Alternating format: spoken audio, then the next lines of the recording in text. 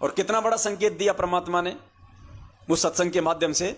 उन भक्तों ने कहा कि जी जब हमारी सीढ़ी अटक गई और आपके शरीर पे कबीर जी की फोटो आके लग गई तो कितना बड़ा संकेत था संगत के लिए कि संत रामपाल जी महाराज जी के रूप में खुद कबीर परमात्मा है।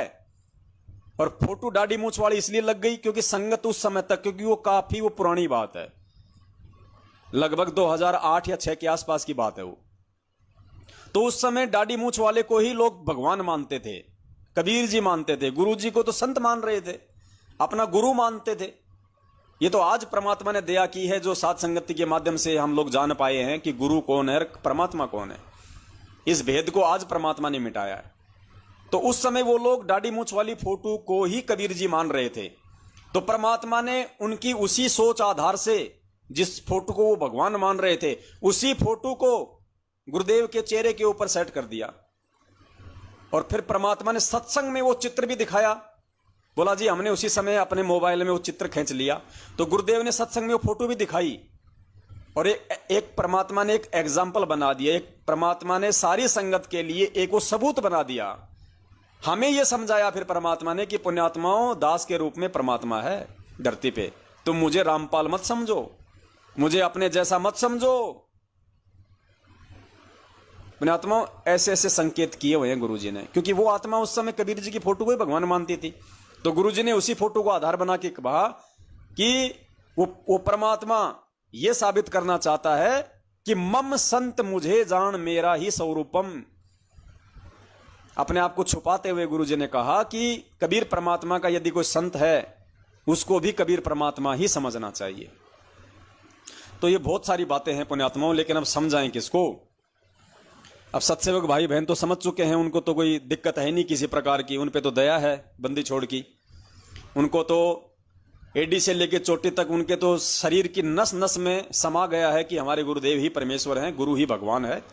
और जीते जी जब तक इस शरीर में प्राण है गुरुदेव के वचन पे चलेंगे, गुरुदेव की मर्यादा में चलेंगे, गुरुदेव के वचन से दूर एक कदम भी नहीं चलेंगे, चाहे धरती इधर से उधर हो जाए। लेकिन समस्या उन भाई बहनों के सामने आ रही है जो आज भी काल प्रेरित हैं और मैनेजमेंट के पीछे अंधे होके चल रहे हैं, वो विचार नहीं करते। तो समझाने में हम लोग लगे हुए हैं गुरुदेव के आशीर्वाद से, और ऐसी बात नहीं है, समय आने पे वो भी समझेंगे। भगवान धरती पे है, इतनी सद्बुद्धि तो दे रखी परमात्मा ने अगर उनको अपनी शरण में लिया है तो। लेकिन वही बात है भाई, एक गीदड़ था, गीदड़, और उसको कहीं से कोई पीला पर्चा मिल गया। गीदड़ को कहीं से कोई पेज मिल गया, कोई मार्केट में कोई पड़ा हुआ, किसी की कोई मार्कशीट गिर गई, या किसी का कोई लेटर पैड गिर गया होगा, या किसी का कोई सर्टिफिकेट गिर गया होगा। तो गीदड़ उसको उठा के जंगल में ले गया अपनी वाइफ के पास, गीदड़ी के पास। और गीदड़ी ने कहा कि आज ये क्या ले आए आप? बोले चल चल तुझे गांव घुमा के लाता हूं। गांव कहां, जंगल में पड़ी रहती है 24 घंटे, यहीं घास फूस खाती है, चल आज मैं तुझे गांव की सैर करा के लाता हूं। तो उसने कहा जी गांव में तो कुत्ते रहते हैं, गांव में तो कुत्ते रहते हैं, वो खा जाएंगे हमारे को। अरे ऐसे कैसे खा जाएंगे, ये देख लाइसेंस है मेरे पास में, भारत सरकार द्वारा मान्यता प्राप्त, मेरे पास लाइसेंस है गांव में घूमने का, दिखा दूंगा वहां पे। गांव वाला कोई कुछ कहेगा, गांव का सरपंच कुछ कहेगा, और कुत्तों की क्या औकात बावड़ी, चल मेरे साथ तुझे आज गांव की सैर करा के लाता हूं। तो वो भी हो गई तैयार।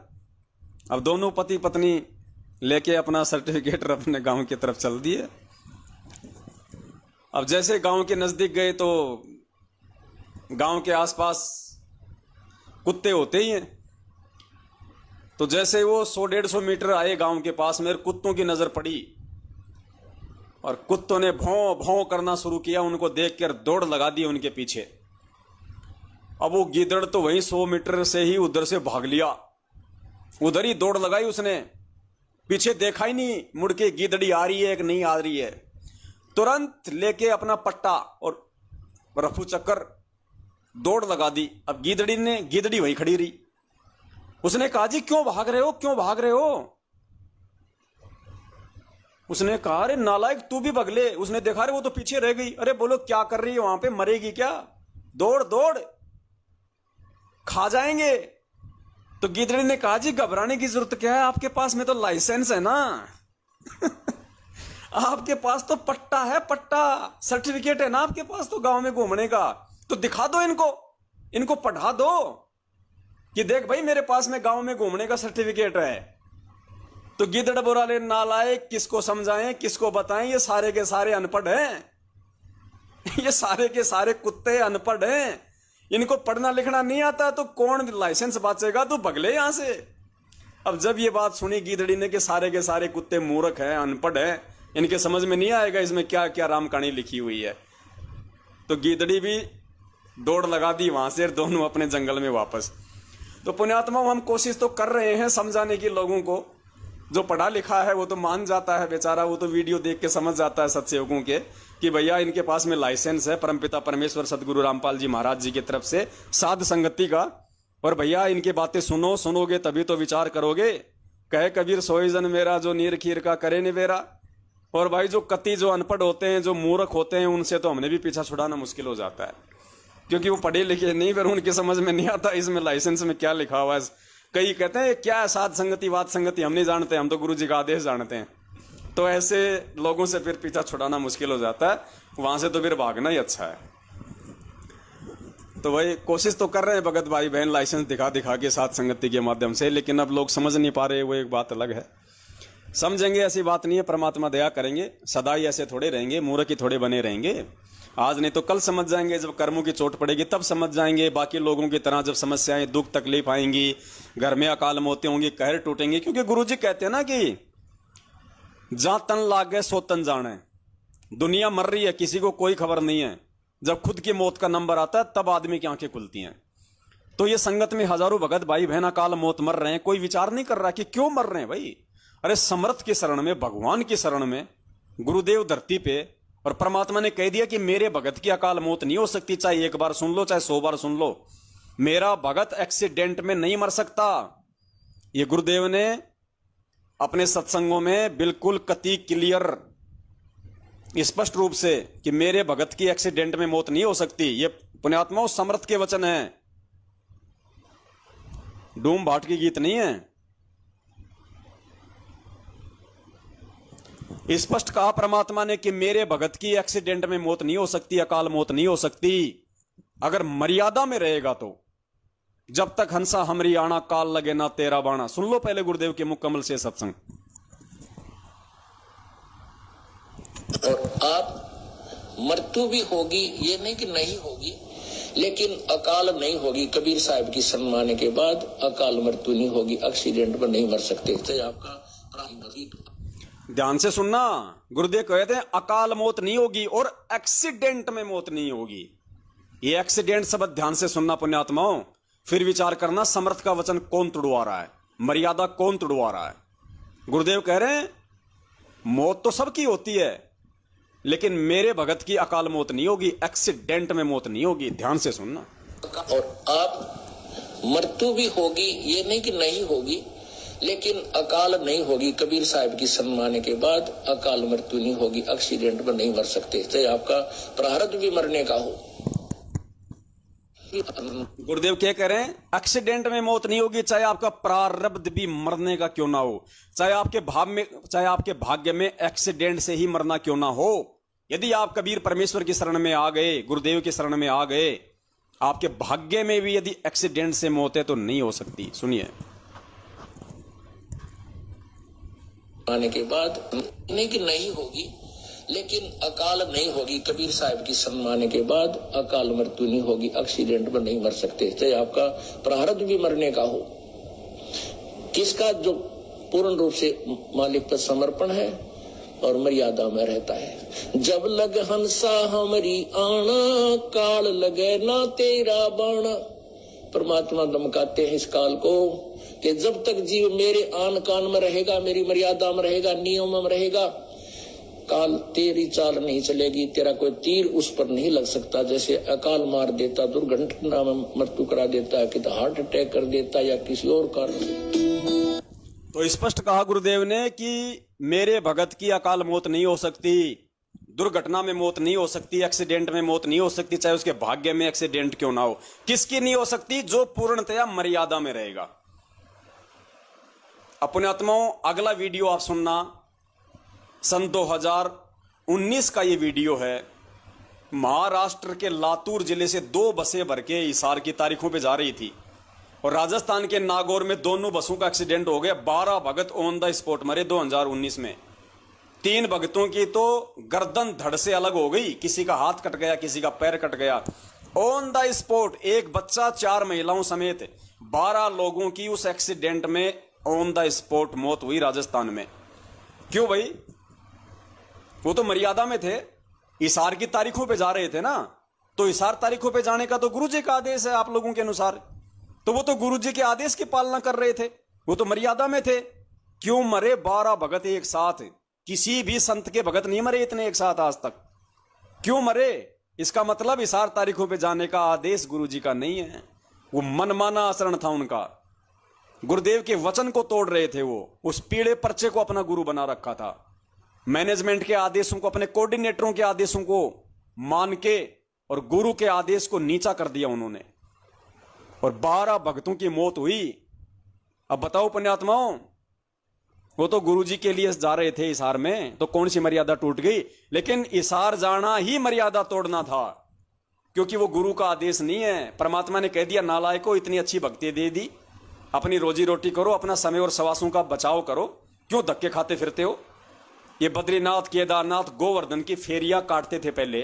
अरे ज्ञान देके तो बड़ी मुश्किल से तुम्हारी वो परिक्रमा मैंने छुड़वाई है, और तुमने हिसार जेल को धाम बना के अब तुम इसकी परिक्रमा मारने लग गए हर महीने। क्या पाखंड छोड़ा फिर तुमने? तुम्हारे घर में नहीं है क्या तुम्हारा गुरु, तुम्हारा भगवान तुम्हारे घर पे नहीं है क्या? क्यों धक्के खाते फिर रहे हो तुम?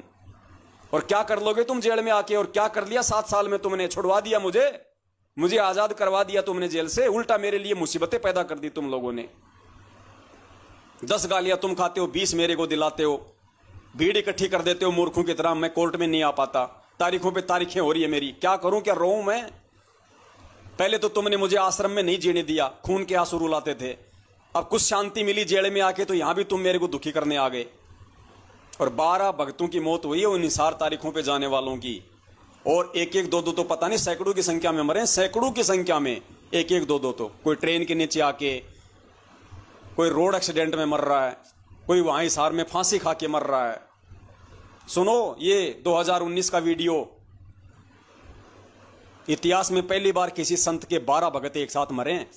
पुण्यात्माओं, काल ऐसे ही इस भगवान का नामो निशान मिटाना चाहता है कि बाकी लोग सोचेंगे यार ये तो तारीखों पे जा रहे थे, तारीखों पे जाने के आदेश तो गुरुजी के हैं, और फिर भक्तों की मौत क्यों हो गई? भाई इसका मतलब कहीं ना कहीं दिक्कत है, या तो गुरुजी में कमी है, भक्ति में कमी है।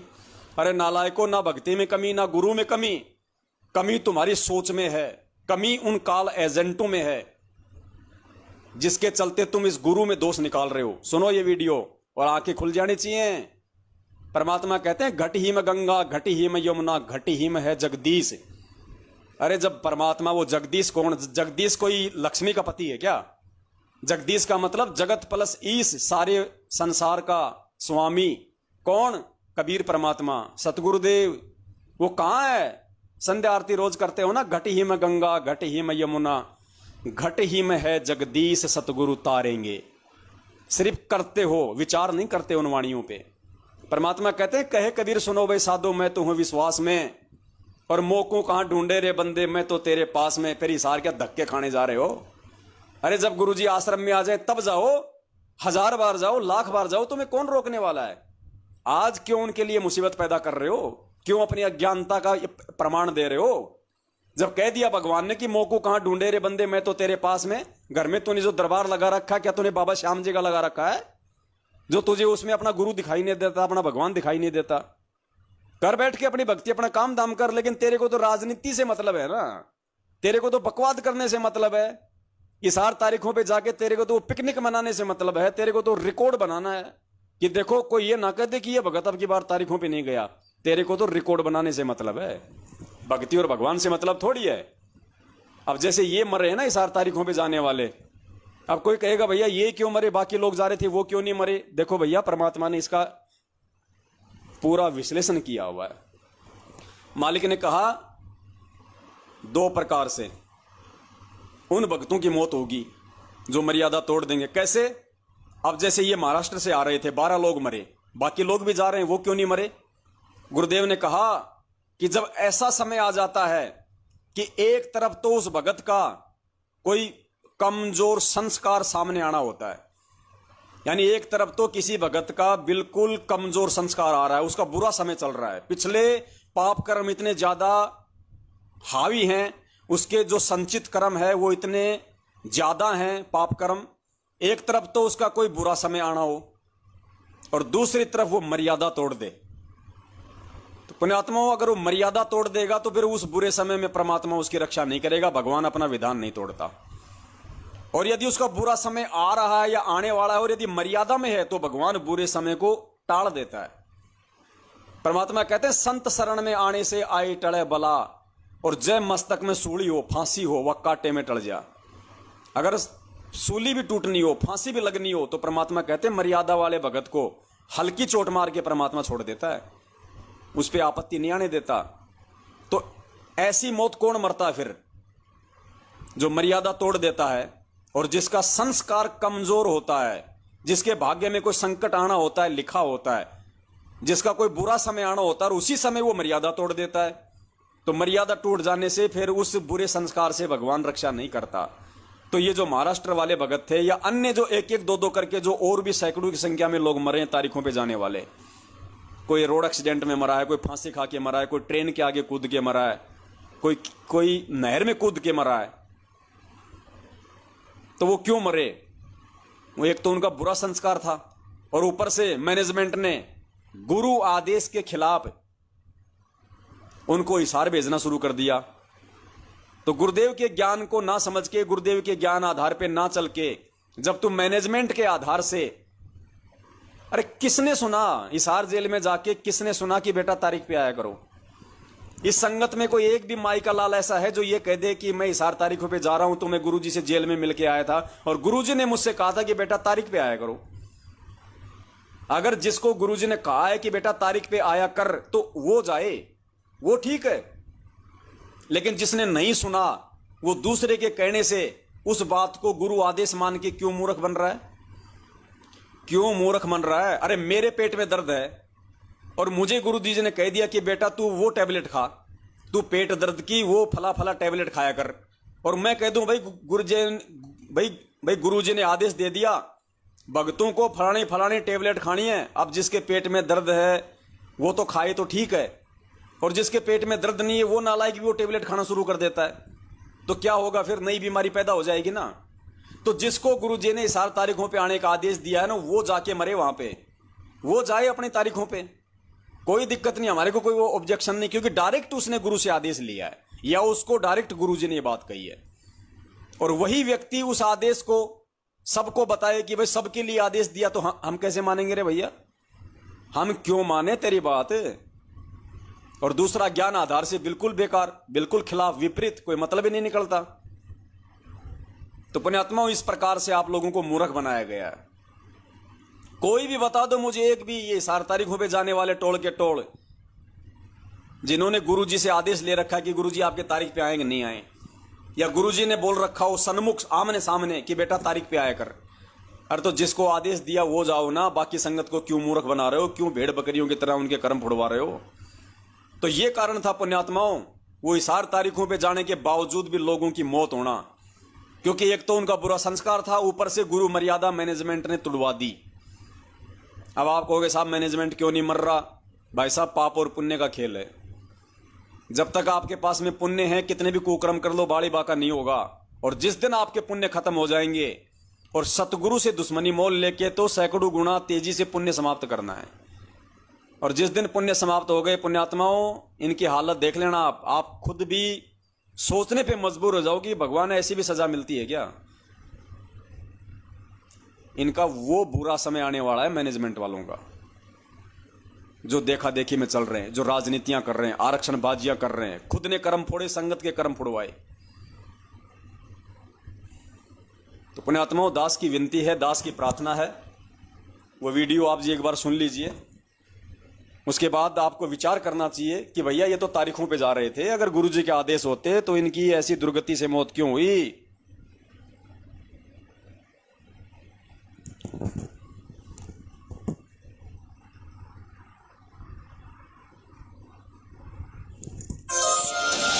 नमस्कार, वन इंडिया हिंदी में आपका स्वागत है।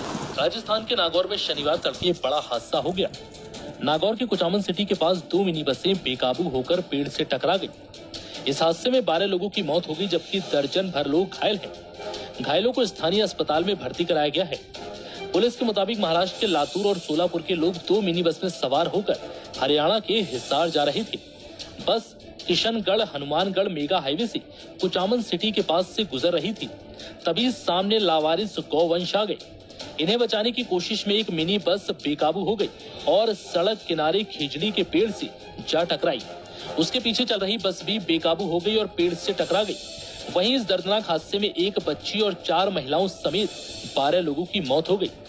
वहीं दोनों बसों में सवार यात्रियों में से 10 लोग घायल हैं, जिनमें से 6 की हालत बेहद गंभीर बताई जा रही है। फिलहाल इस खबर में इतना ही। तमाम अपडेट्स के लिए बने रहिए वन इंडिया। पुण्यात्माओं, विनती है दास की, ज्ञान को आधार बनाओ, परमेश्वर को अपने पास में समझो, अपने गुरु जी को अपने घट में समझो, अपने घर में समझो। आपने जो दरबार लगा रखा है, किसका लगा रखा? फिर किसको दंडवत करते हो? दीवारों को करते हो या अपने गुरुदेव को साक्षी मान के करते हो? 3 टाइम की आरती किसको साक्षी मान के करते हो? हाथ जोड़ के संध्या आरती में मेरे गुरुदेव भगवान दियो काट काट की फांसी, दीवारों को कह रहे हो या अपने गुरुदेव को कह रहे हो? तो ये कोई परिस्थिति है? गुरुदेव बैठे हैं जेल में, तो ऐसी स्थिति में हमने ज्ञान को आधार बना के अपने घर पे भक्ति करनी है। और जब गुरुजी आ जाएं उसके बाद जाओ ना, कौन मना करेगा आपको? मना करने वाला मूर्ख होगा। जिस आश्रम में गुरुजी आ जाएंगे चाहे वही रहो, क्या दिक्कत है? महीने में 2 बार जाओ, 10 बार जाओ, तुम्हें कोई रोकने टोकने वाला नहीं है। तो इनके मैनेजमेंट वालों के डराने से, इनके बहकाने से ना डरो ना बहको। ये भक्ति ज्ञान आधार की है। इन्होंने तुम्हें डरा रखा कि 6 महीने में एक बार भी हिसार जेल में नहीं गए, एक बार भी गुरुजी की तारीख पे नहीं गए तो तुम्हारा नाम खंड हो जाएगा, गुरुजी का आदेश है। अब बताओ ये कौन सा नियम आ गया? अरे गुरुजी जेल में है, आश्रम में हो तो हम जाएंगे ना, कि क्या दिक्कत है? अब जेल में हमें क्या मिल रहा है? वहां पे ना गुरुजी मिल रहे, ना गुरुजी के दर्शन हो रहे, ना गुरुजी कोई सत्संग सुना रहे, ना गुरुजी का आशीर्वाद मिल रहा, पुलिस वालों की गालियां और डंडे मिलते हैं। अब एक मूर्ख ने कहा कि भैया पुलिस वालों के वहां पे जो डंडे पड़ते हैं ना, उससे हमारे वो कर्म कटते हैं। अरे हिसार जाते हैं, पुलिस वालों के डंडे पड़ते हैं तो हमारे वो कर्म कटते हैं। बताओ, ये मूर्खता भरी बातें इन लोगों की। अरे अगर यही विधि है, अगर एक कर्म काटने की, मतलब उसने साबित कर दिया कि भक्ति से तो कर्म नहीं कटते, आरती मंत्र सुमरण करने से नहीं कटेंगे कर्म, पुलिस वालों के डंडे खाने से कर्म कटेंगे। तो भाई अपने पड़ोसी का लेके पत्थर सिर फोड़ दो, पुलिस तुम्हें घर से उठा के ले जाएगी तुम्हारे वो कर्म सुधारने के लिए। अपने पड़ोसी का सिर फोड़ दो, फोन भी करने की जरूरत नहीं पुलिस वालों की, तुम्हारे वो कर्म काटने के लिए खुद ही तुम्हारे घर पे आ जाएंगे, तुम्हारे को गाड़ी में बैठा के ले जाएंगे, ढंग से तुम्हारे को कर्म काटेंगे। क्यों हिसार जाते हो, इतनी दूर जाके वहां पे एक आधा डंडा खाते हो? एक आधे डंडे में कितने क्या वो कर्म हमारे कटेंगे? अरे ढंग से कटवाओ ना, पड़ोसी की हत्या कर दो, 5-7 दिन तक ढंग से तुम्हारे सारे जो कर्म है साफ कर देंगे वो पुलिस वाले। तो ऐसी मूर्खता भरी बातें ये कोऑर्डिनेटर लोग संगत में प्रचारित करते हैं।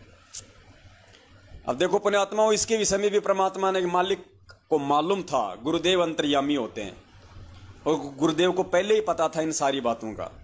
तो परमात्मा ने 2006 के बाद, जब परमात्मा 2008 में जेल से आए करोथा कांड के बाद, तो बहुत सारे भक्तों ने शंका व्यक्त की कि गुरुजी हम तो 2 साल आपके दर्शन नहीं कर पाए, हम तो आपसे मिल ही नहीं पाए, तो हमारा नाम तो खंडन नहीं हो गया? तो गुरुदेव ने क्या कहा, बड़े प्यार से समझाया परमात्मा ने कि पुण्यात्माओं, वो कोई विशेष परिस्थिति थी और ऐसी परिस्थिति में नामखंड नहीं होता है, चाहे 4 साल लग जाओ चाहे 5 साल लग जाओ, ऐसी परिस्थिति में नामखंड नहीं होता। वो कोई लीला थी कोई परमात्मा की।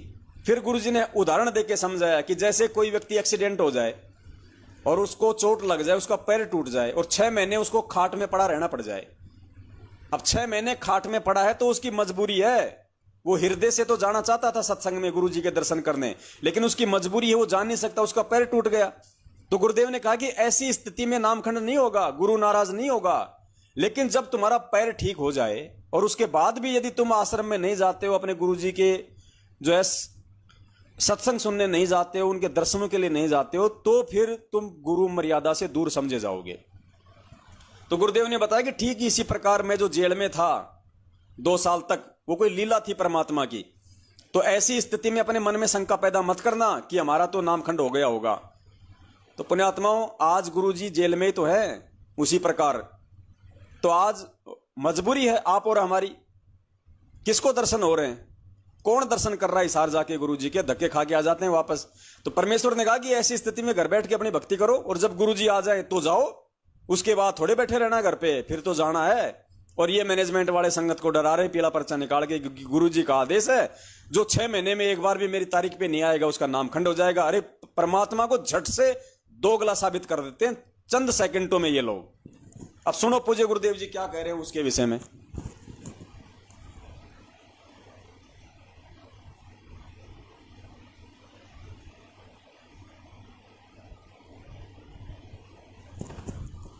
ध्यान से सुनना परमात्मा का सत्संग, कितने अच्छे से परमेश्वर ने समझाया। क्योंकि मालिक को मालूम था कि 2014 में भी कांड होगा, उसके बाद भी मैं जेल जाऊंगा, और ऐसे ही मेरी आत्माओं को 6-6 महीने का नाम लेके मूर्ख बनाया जाएगा। तो परमात्मा ने 2008 में ही हमारे को यह समझा दिया था कि मूर्ख मत बनना। परमात्मा बार बार प्रार्थना करते हैं कि संत मिलन को चालियो, दिन में कई बारे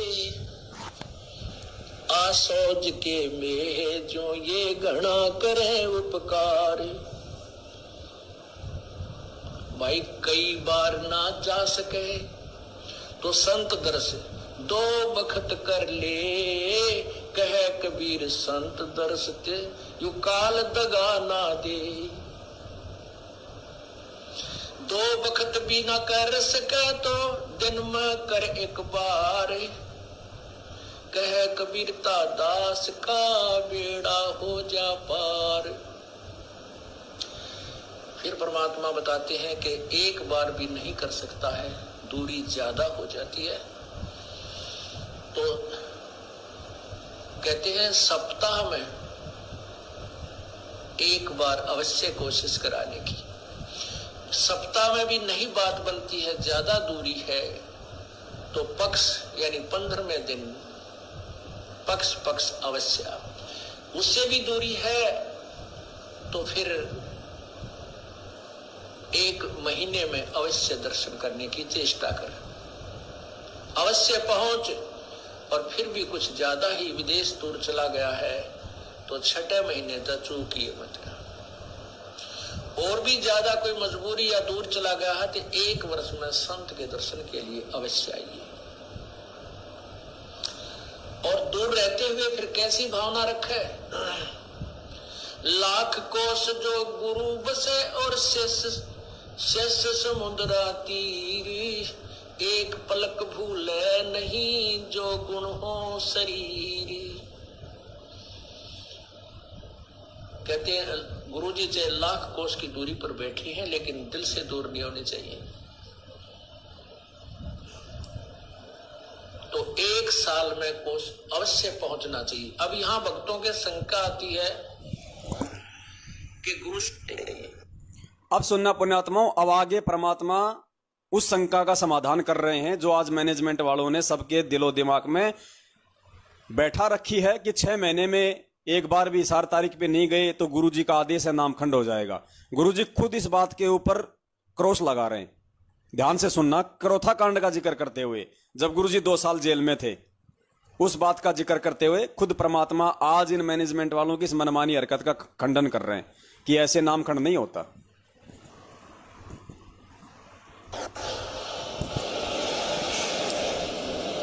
तो 1 साल में कोस अवश्य पहुंचना चाहिए। अब यहाँ भक्तों के शंका आती है कि गुरुजी अब 1.25 वर्ष तक अज्ञात रहे, दर्श नहीं हो सके, तो क्या हमारे ऊपर क्या हमारा जो नाम तो फिर खंड नहीं हो गया है? ऐसा कुछ नहीं है।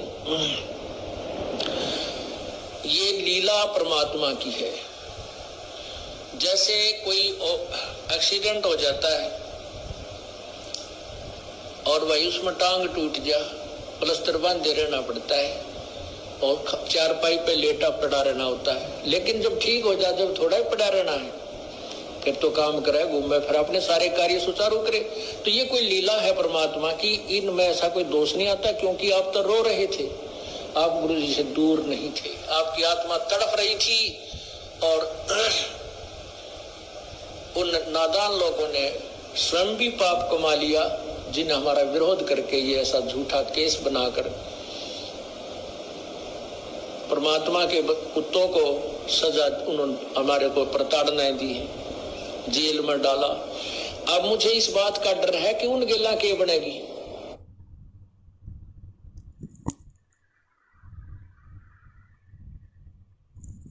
परमात्मा बार बार प्रार्थना करते हैं कि संत मिलन को, कहते हैं गुरु जी से लाख, तो 1 साल में कोष अवश्य पहुंचना चाहिए। अब यहाँ भक्तों के शंका आती है कि गुरु जी अब 1.25 वर्ष तक अज्ञात रहे, दर्शन नहीं हो सके, तो क्या हम हमारे ऊपर, क्या हमारा जो नाम तो फिर खंड नहीं हो गया है? ऐसा कुछ नहीं है। ये लीला परमात्मा की है। जैसे कोई एक्सीडेंट हो जाता है और भाई उसमें टांग टूट जा, प्लास्टर बांधे रहना पड़ता है और चारपाई पे लेटा पड़ा रहना होता है। लेकिन जब ठीक हो जाए, जब थोड़ा ही पड़ा रहना है, फिर तो काम करे, घूमे, फिर अपने सारे कार्य सुचारू करे। तो ये कोई लीला है परमात्मा की, इनमें ऐसा कोई दोष नहीं आता। क्योंकि आप तो रो रहे थे, आप गुरु जी से दूर नहीं थे, आपकी आत्मा तड़प रही थी। और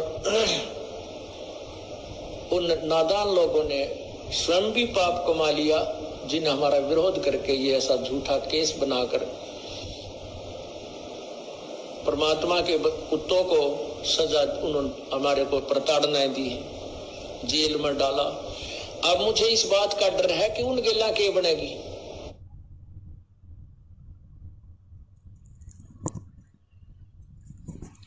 तो पुण्यात्माओं, यहां परमात्मा ने बिल्कुल स्पष्ट कर दिया है, कोई मीन मेख वाली बात नहीं छोड़ी गुरुदेव ने कि जैसे एक्सीडेंट हो जाता है 6 महीने खाट में पड़ा रहना पड़ता है। तो ये बरवाला कांड एक एक्सीडेंट है, हमारी मजबूरी है। हम प्रशासन को दुखी नहीं कर सकते, हम मर्यादाओं में रहने वाले इंसान हैं, हम इस देश के एक सभ्य नागरिक हैं, हम अपने गुरुदेव के वचनों पे चलने वाले व्यक्ति हैं। हमारी वजह से हमारे गुरुदेव के ऊपर किसी प्रकार की आंच आए, दिक्कत आए, कोई बदनामी हो, हम नहीं चाहेंगे। हमारे गुरुदेव ने हमें अपना ज्ञान करवा दिया, हमें भक्ति दे रखी है, हमें करने के लिए काम दे रखा है। हमारे गुरुदेव हमारे से शरीर से दूर हैं, हमारे दिल से दूर नहीं है, हमारी आत्मा से गुरुदेव दूर नहीं है, हमारे मन से गुरुदेव दूर नहीं है।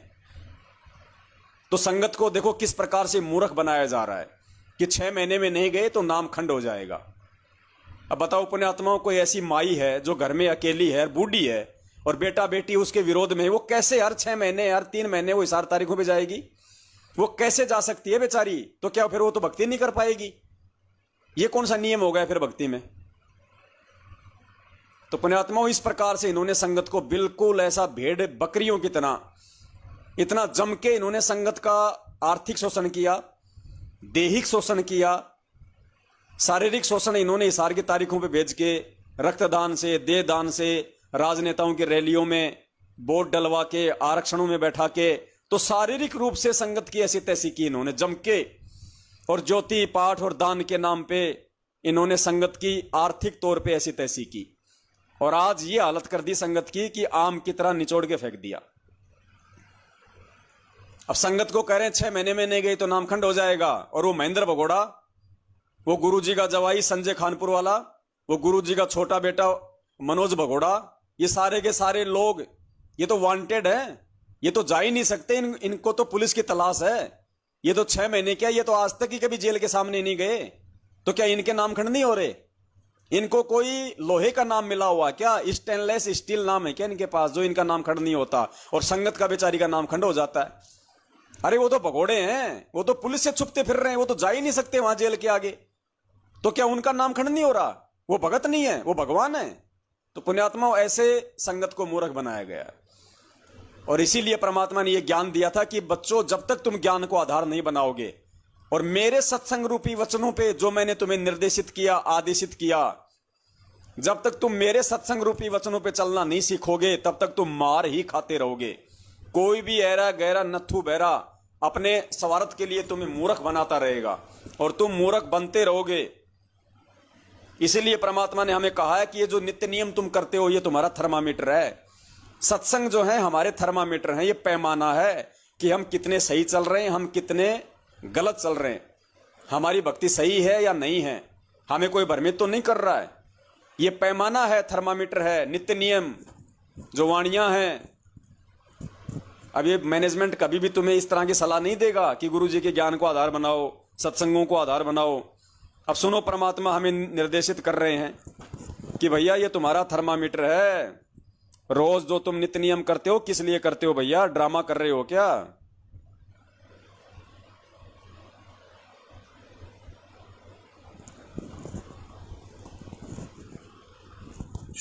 आप प्रतिदिन नित्य नियम करते हो, नित्य नियम सुबह वाले, और उसको आप केवल एक गीता वाले पाठ की तरह खींच देते हो, क्योंकि हमने सीडी पर रखी है, वो कैसेट पर रखी है, आप जी उसको सुनते हो, उसी के आधार से आपकी अब कुछ दिनों में आपके वो याद हो जाएंगे। तो उनको केवल प्रतिदिन पाठन करने मात्र से लाभ नहीं होगा। उसके अंदर क्या कुछ मालिक का आदेश है, वो स्वाध्याय का ये करना का ये उद्देश्य होता है कि उसमें आदेश क्या दिया गया, उस पर हम खरे हैं कि नहीं, कितना ठीक चल रहे हैं। ये प्रतिदिन अपना टेम्परेचर खुद ही थर्मामीटर लाकर देख लेना चाहिए। इसलिए ये थर्मामीटर है। इसलिए ये थर्मामीटर है। नित्य नियम, सत्संग, वाणियां, शब्द, साध संगति, ये थर्मामीटर बताया गुरुदेव ने। थर्मामीटर का काम क्या होता है? बुखार को मापना कि भैया बुखार कितना है, कम है, ज्यादा है, नहीं है। तो ये हमारा भक्ति का थर्मामीटर है। गुरुदेव के सत्संग, गुरुदेव के नित्य नियम। पुण्यात्माओं, आज भी यदि हम इस ज्ञान को आधार नहीं बनाएंगे तो फिर कब बनाएंगे? तो दास की तो यही विनती आप सभी भाई और बहनों से कि पुण्यात्माओं, मत किसी के चक्करों में पड़ो। जब तक संत रामपाल जी महाराज हिसार जेल से बाहर नहीं आ जाते हैं, उनकी मौज, वो आवे कल आ जावे, वो आवे तो 2 साल बाद आवे, वो आवे तो 5 साल बाद में आवे। जब तक गुरुदेव हिसार जेल से बाहर नहीं आ जाते हैं, या जब तक आप गुरुदेव जी से आमने सामने कोई आदेश प्राप्त नहीं कर लेते हो, तब तक आपने ये सत्य भक्ति अपने घर पे रह के करनी है। अपने गुरुदेव को अपने दिल से दूर मत करो, अपने गुरुदेव को अपनी अंतरात्मा से दूर मत होने दो। ये शरीर आज है, ये कल नहीं होगा। और जब कल गुरुदेव आ जाएंगे तो शरीर रूप से भी मिलेंगे, दर्शन करेंगे, सत्संग सुनेंगे। लेकिन जब तक गुरुदेव हिसार जेल से बाहर नहीं आ जाते हैं, सत्संगों को अपना गुरु बनाओ, सत्संगों को अपना असली सतगुरु बनाओ। ज्ञान ही तुम्हारा असली गुरु है। ये शरीर वाला गुरु भी आज है, कल नहीं होगा। उस समय क्या करोगे फिर? उस समय भी ज्ञान को ही आधार बनाना पड़ेगा। आने वाली आत्माएं ज्ञान को आधार बना के भक्ति करेंगी। पुण्यात्माओं, किसी के बहकाव में मत आओ। किसी भी कुपात्र को ज्योति पाठ और दान का पैसा मत दो। किसी के बहकाव में आके हिसार की तारीखों पे मत जाओ। किसी के भी कहने से दबाव में आके इन फर्जी नामदान केंद्रों पे, और जितने भी इन्होंने फर्जी आश्रम खोल रखे हैं, दिल्ली के मुंडका में, जिंद में, भिवानी में, कुरुक्षेत्र में, जहां भी इन्होंने खोल रखे हैं देश विदेश में, यानी कहने का मतलब है आपका आश्रम आपका घर है जब तक गुरुजी नहीं आ जाते। आपका घर ही आपका मिनी आश्रम है। गुरुजी के सत्संग ही हमारा गुरु है। किसी के चक्करों में मत आओ। अगर जुड़ना है तो सत्सेवकों के साथ जुड़ो, जुड़ना है तो ज्ञान आधार से साध संगति से जुड़ो, जुड़ना है तो परमेश्वर के वचनों से जुड़ो। और कहीं धक्के मत खाओ। किसी नामदान केंद्र पे कोई भगवान नहीं बैठा, कोई जानवर नहीं है भगवान जो नामदान केंद्र वालों ने बांध के रखा हो। वहां जाओगे तो ही आशीर्वाद मिलेगा। इन मिट्टी और पत्थरों के फर्जी आश्रमों में भगवान नहीं है। आज हमारे लिए वो बरवाला आश्रम भी मिट्टी है, मिट्टी। जब तक हमारे गुरुदेव के पैर उस आश्रम में थे, वो आश्रम हमारे लिए आश्रम था। आज हमारे लिए आश्रम नहीं है। आज हमारा असली आश्रम हमारा घर है, जहां भगवान का दरबार लगा हुआ है, जहां बैठ के हम 3 टाइम की आरती करते हैं, मंत्र करते हैं, सत्संग सुनते हैं। परमात्मा ने खुद अपने सत्संग में कहा कि तुम्हारा घर तुम्हारा मिनी आश्रम है। नालायकों, क्यों धक्के खाते हो, क्यों भटकते फिरते हो? अरे जब गुरुजी आ जाएंगे तब जाएंगे ना परमात्मा के पास में, जहां गुरुदेव हमें बुलाएंगे, जिस आश्रम में आएंगे। तो सुनो, ये परमेश्वर का आदेश है, ये मालिक का सत्संग ही तो आदेश है गुरुदेव के। और कौन से आदेश होते हैं? और